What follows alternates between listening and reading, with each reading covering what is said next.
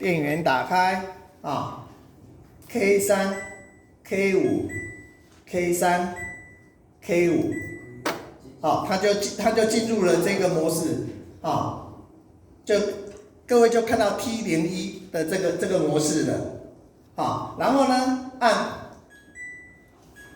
温水或者是脱水来去决定说它是 T 几。好，那我们现在来选择一个那个设定的地方，转到 T05， 好，启动，好，它就显示PUP， 好，这是胖虎，上面写 PPT， 实际上是 PUP 哦，好，这个各位注意一下，然后启动。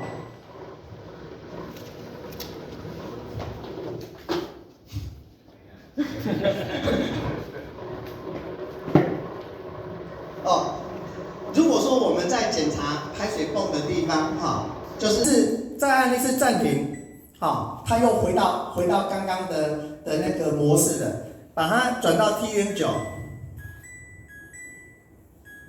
然后启动，好，这时候它 T09 它会显示 TU8。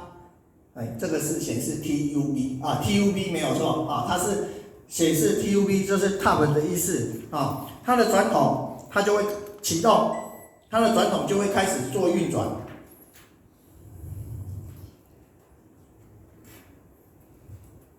有在转的哈？有。这边的可能没有看到，就是说它转筒有在转哈。那由于这个声音还是蛮小的。好，那各位可能没有听到这个运转的声音，它会正转一下哈，然后反转一下，好，来去确认这个转筒的部分。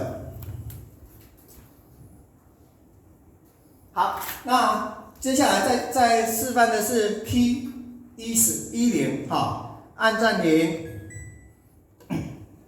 然后呢把它改成 T10 启动。好，就是脱水spin，然后启动，它就会开始做运转。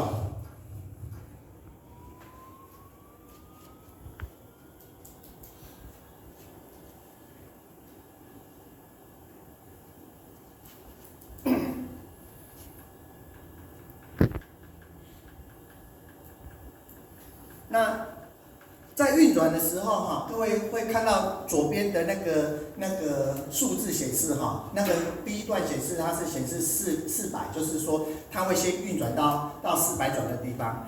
你这时候你就去按它，它就会增加它的转速。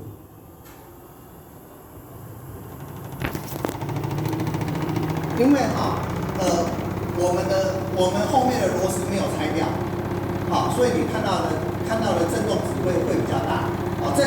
正常后面的那个3个螺丝要把它拆掉。那如果你没有拆掉的话，其实它的振动就会变大。那以目前A 就是到了1000转，它最多可以到1400转。这个就是那个有关于脱水的部分那由于部分我们如果说确认好了 ，OK 不要做了，再按一次暂停，它就会停止。